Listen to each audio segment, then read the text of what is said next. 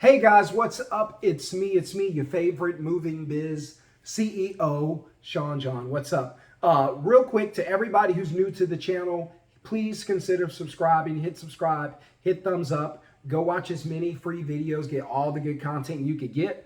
I really appreciate it. And for all of you that are back and are loyal to the channel, man, I love you guys. I really appreciate you guys from the bottom of my heart. Thank you. I didn't even think I'd still be doing this video channel in 2023. I just wasn't sure if people wanted the content, but you proved me wrong. You guys are still subscribing. I really appreciate it. For everyone who's got the course, look, thank you so much for jumping into the course, for enrolling in the Moving Success Masterclass. You can get the course at the link below in the comments. We're going to teach you some great stuff in the course. And then throughout the year, you guys are going to continue to meet with me in our monthly VIP, which is starting this month. So for everybody who's been messaging about the VIP, hang tight. Within probably, I'd say, give me just a couple of days and you're going to be receiving an email that's going to be giving you the information to come into our first VIP. So that's what we're setting up. If you want to get enrolled in the VIP, just click the link below, get the masterclass. You'll automatically be enrolled and you'll get coaching from me all throughout the year. And we're going to have a great time, man. I'm excited about it. So go ahead and grab that and let's get going. So what we're going to talk about today is bad reviews. I do talk about pretty much everything I cover on this channel. I cover in the Moving Success Masterclass, but I cover it in depth. So in depth in the class here, I just kind of give you some basic information, but if you want to know how to fix it, how to apply, that's going to be in the course. So bad reviews. All right, so a lot of you get bad reviews, especially when you start off. If you watch my last video, you know that I recommend if you're just starting out in business, whether it's moving, cleaning, whatever it is you're doing, I wouldn't be accepting reviews until I'm 100% sure that I have my business process down, because the reviews are going to stick with you, whether you like it or not. You can go online now and find a review from 5 years ago that sucked, and this company's sold, it's changed management, it's gotten better, but the review still works against them. Me personally, I don't like that, but it happens the same way in moving. These reviews work against you, and these reviews cause you some serious issues. So just off the top of my head, we'll talk about, I'll just list a couple things that the reviews do when they work against you. Number one, we know that if the customer is going to look at your reviews, their focus is going to be on the negative reviews. So you may be a 5-star company with 50 straight 5-star reviews, and they're going to look for that one. They're going to look for that 1 star. That 1 star or 2 stars, they're going to focus on that. The customer is going to focus on the negative review. They're going to go read your negative review because they don't care about what you do right. They expect you to do right, but it's human nature to be drawn to the negative. So they're going to go look for, what did you do wrong? What did Jumpin' Jack Movers do wrong today? And that's what they're going to go look at. And they're not going to look at when. They're not going to focus on that. They're just going to look at what you did wrong. And there's a reason they do that, and I'll share it with you in a second. The second thing the customer is going to do, if they see your bad reviews, number one, they're going to go focus on the negative. They're going to check them out. And number two, it's going to create a trust issue between you and your customer potentially, right? So your customer's not going to trust you. They're going to forget about all the good reviews and focus on that bad review. And they're going to have some insecurities about you. I don't know. When I'm dating you, you like to flirt with the waitress. I don't know. I got to watch your eyes, right? And so the customer is going to focus on your negative reviews, and then it's going to create trust issues between you and your customer. So even if they allow you to come out and move them, they're going to be watching you like this. They're going to be looking for things that you do wrong. They're going to be focused on whatever the review said. The review said these guys are late. So they're 2 minutes late. And this is the kind of things you're going to have to deal with, just dealing with, bad reviews.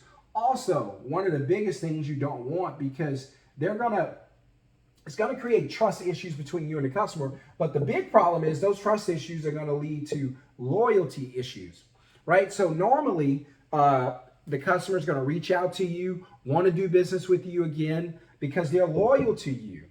So when you guys get customers, right, and the customers come back to you, and you're like, all right, this is the second time. Number one, you should always cut a customer a better deal if they use you the second time. Now, if they use you third and fourth and stuff like that, you can't continue with the deals, can't move them for free. But at least the second time, make them feel good about it, right? So you should cut them a deal, 10% off, $25 gift card back to them, whatever the case, right? So you should always be willing to do that.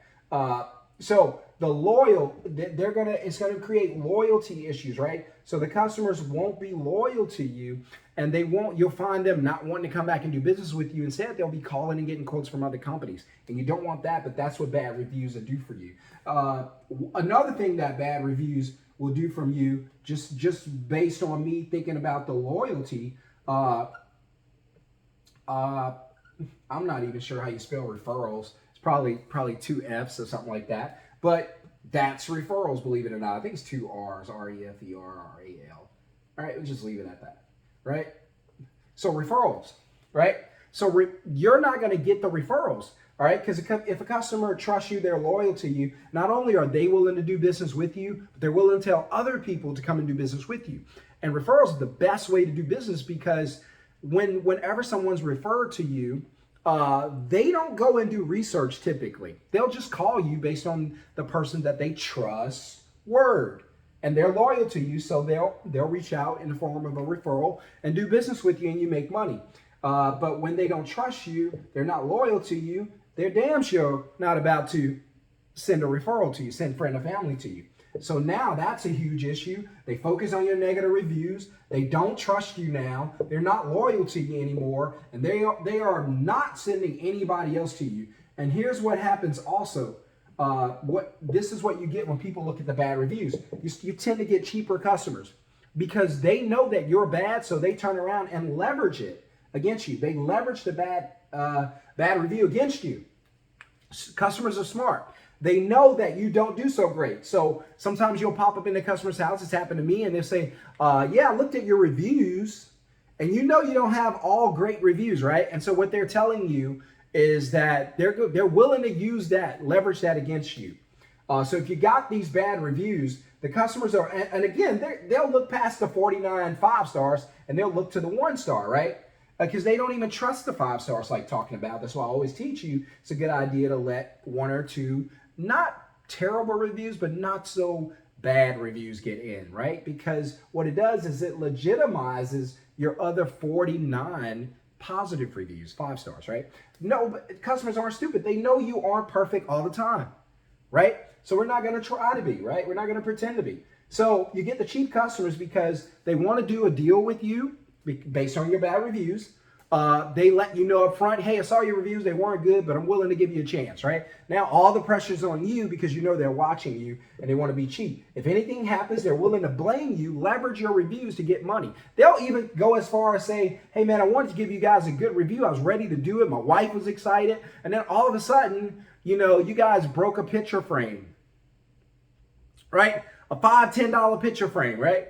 And they're like, yeah, man, so I probably won't be able to do it unless you guys are willing to work something out with me, right? And work something out is code word for I want to be cheap. I want to save some money. Yes, it was only $5, but I like to get 100 back in exchange for your review. So they charge you to leave a positive review on your page, right? So you don't want to get caught up, in a nutshell, you don't want to get caught up in these bad reviews.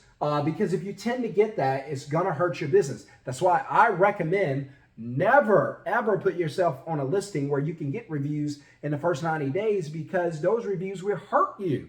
So don't be in a hurry to list yourself. Now, there are things, I do teach about 5 things that you can do to get away from getting bad reviews or to come back and fix these bad reviews. How many know that just because they leave a 1-star and talk bad about your business, that's not the end? How many know that you can actually contact them and make a difference, right? Get that review removed, work something out with them, always reply to them, don't blame them. There's a number of things that we talk about in the masterclass that you can do to combat this. Because if you can get, how many know it's powerful to leave a bad review?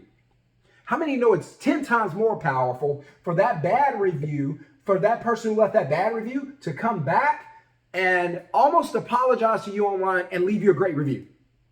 Now that's even better. And that's what you want to do. So bad reviews are not the end of the world. You can take some steps to correct these bad reviews, turn them into good reviews, positive reviews, so that you can have trust. They are loyal to you. They will refer family and friends, and they are premium customers and don't want to be cheap with you and willing to pay you for what it is that you do for them, for the service you provide, right? And so we want to get rid of all of this.